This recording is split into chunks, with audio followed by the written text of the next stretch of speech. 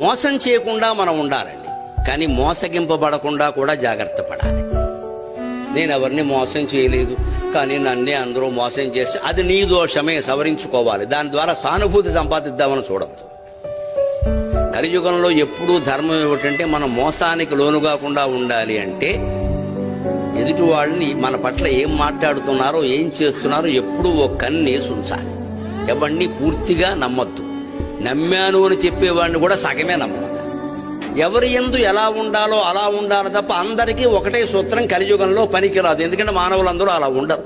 ఏ యుగంలోనూ ఉండరు, ఇందులో మరీ ఎక్కువ. పైగా ఈ యుగంలో పగలు ఎలా ఉంటారో రాత్రి ఎలా ఉంటారో తెలియదు. ఎవరిని మంచివాడు అనడానికి లేదు, అలాగని చెడ్డవాడు అనడానికి లేదు. లోకమంతా చెడిపోయిందంటే మీరు గమనించండి. ఒక 10 ఏళ్లుగా గుళ్ళల్లో పూజలు పెరిగాయి, తీర్థయాత్రలు పెరిగాయి, పూజలు పెరిగాయి, అన్ని హారతులు పెరిగాయి. ఇలా ప్రవచనాలకు జనం రావడం కూడా విపరీతంగా పెరిగింది.